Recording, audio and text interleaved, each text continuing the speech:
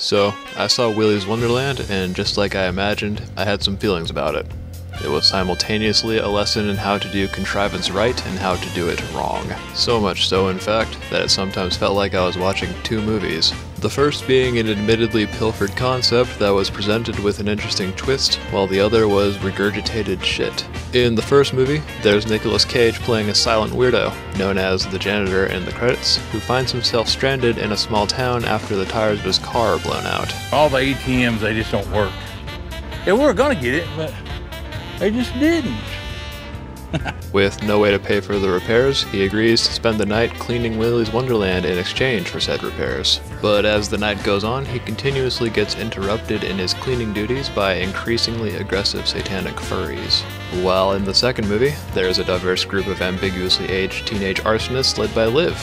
They all go to the defunct party palace with the intention of burning it all down to the ground. However, before they can torch it, Liv tells everyone that someone's inside and they need to get him out first. Peeking through a window, she notices him and yells at him to get out. The janitor ignores her, causing her to go in after him to try and convince him to leave. And shockingly enough, the others end up inside as well.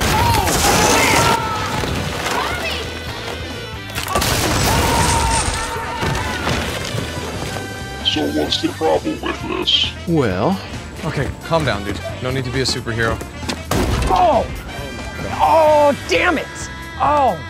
Nice one, genius. The door was unlocked. From the moment these dumb fucks appear on the screen, it's clear they're only here to be killed by furries, take steaming expository dumps, pad the runtime, and add some titillation. And because of all that, every time the movie cuts to these characters, I found myself feeling annoyed and bored because the filmmakers were taking screen time away from the janitor in favor of some lazily written bullshit. Yeah, burn, baby, burn.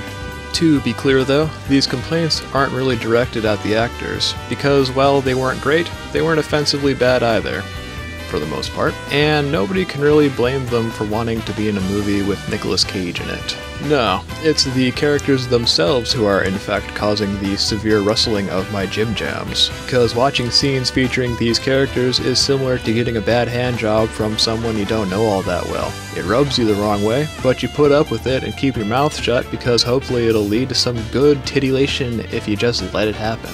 This means I'm actually upset with the writer and creator of Willy's Wonderland, Geo Parsons. Now, to be as charitable as I can, according to IMDb, Willy's Wonderland is Parsons' first writing credit outside of an episode of Shark Week that aired back in 2011. So, maybe he just didn't have the writing experience yet to make something like this work without needing the stupid teenager crutch. Because judging from their current role in the movie, it felt as though he had a good idea for a spin on this extremely original concept he absolutely did not nobble from Scott Cawthon, but didn't have a cohesive story to go along with it, which I feel couldn't be more clear due to his decision to not take the time to build on the core of his script, you know, the part that people were actually interested in, and instead taking the easy way out by utilizing these annoying creatures and incorporating them in such a way that felt as though he were using a horror movie checklist for lazy and or untalented writers. Now, some of you might be saying something like, relax, man. It's satire. Of course there has to be dumb teenagers. I don't give a fuck! Stop making excuses for movies this lazy. Garbage movies keep being made because people are willing to be garbage eaters, and then conjure excuses for them because of their low expectations. Stop eating the garbage. The inclusion of these characters was clearly not done in a mindful way, and was only done because the writer didn't know how else to make the movie happen. What are you doing? I don't know what I'm doing! Ah! Shit! Shit! Shit! Shit! Fuck me! Fuck me! Ah! Ah! Ah! Ah! Ah! Shit! What the fuck? I don't fucking know! Fuck! Stop screaming! Stop! Fuck you! Fuck mate, Dad, fuck this! Look at movies like Cabin in the Woods, Tucker and Dale vs. Evil, and The Babysitter. All three of these movies fall into the same horror comedy genre that Willy's Wonderland belongs to, and they also have stupid teenagers. However, unlike Willy's Wonderland, they managed to not be bogged down because of it. I'm not gonna go into specifics because all three of these movies are really good, and spoiling them would be a dick move. Go watch them if you haven't already. But in these movies, the inclusion of said stupid teenagers was done in a purposeful way, which built on the core of what the movies were about, which means that seeing them on screen is more engaging. It doesn't make you want to try and escape the boredom by opening a new tab to go and see what's going on at the Italian Senate while you wait for the scene to be over, like a friggin' degenerate. It would have been better just to scrap the teenagers and lean more into a video game-like vibe, because I feel it would have been a massive improvement if it had just been Nicolas Cage cleaning up Willy's Wonderland, fighting the furries, finding clues about the lore before trashing them with disinterest, and discovering hidden areas of the play palace to clean and subsequently exposing more of the backstory through the setting while he does. You know what? They even could have kept this one. She could have acted as a kind of foil for the janitor's taciturn disinterest as she follows him around trying to get him to leave, before of course deciding to stay and figure out Willy's dark and secret.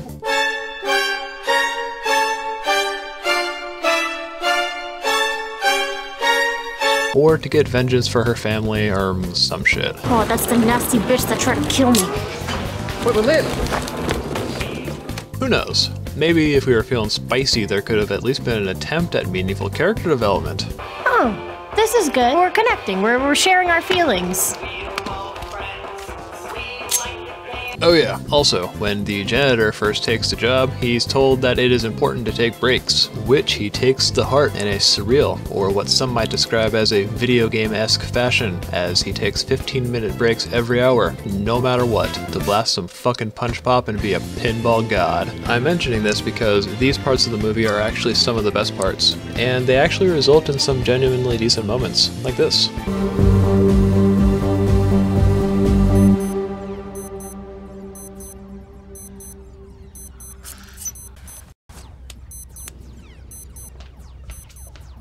If the extra dipshit teenagers were gone and it were just him and Liv, there could have been more moments like this. But enough about the teenagers. What about some other stuff about the movie? The promise of Nicolas Cage engaging in grisly combat with animatronics is fully realized, so I guess that's a good thing. The daytime scenes look like they went through an Instagram filter and makes it look like the actors need some kind of dialysis. The production values were unevenly spread out. Maybe they should have gone the way of the Kojima and tried to get some money from Monster in exchange for product placement, because I guess $5.5 million was not enough. Like, what's going on with this scene?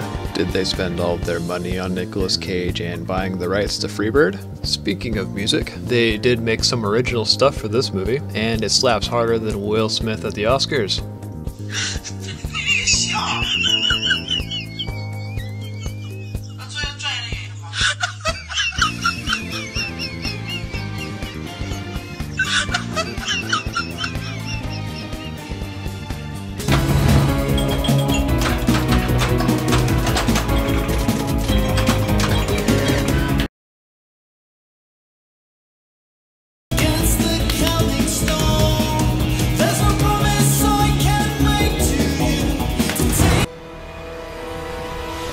There's a scene which may or may not make you realize things about yourself after seeing the oddly satisfying way dust is cleaned off the pinball machine.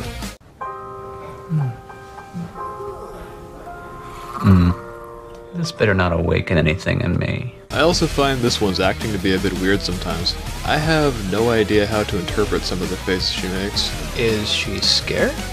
Is she turned on? Is she scare-roused? Did this movie make me autistic? Is this video making you autistic? There's also some other characters who have the same problem the teenagers do, in that they detract from the movie. To be totally honest though, there is one scene with one of these characters that is actually goddamn hilarious because of how low effort it is and just further cements my opinion about this movie. So, look right there. There's a dead body. Right there. Do we see what's wrong here? And finally, I actually kinda like Nicolas Cage playing a silent protagonist. At first I thought it was kind of a waste, but after seeing the movie, I feel that it actually kinda worked with the character being this over-the-top caricature of a badass. But it would have been better if they'd leaned into the plot being closer to the story structure of a video game, though.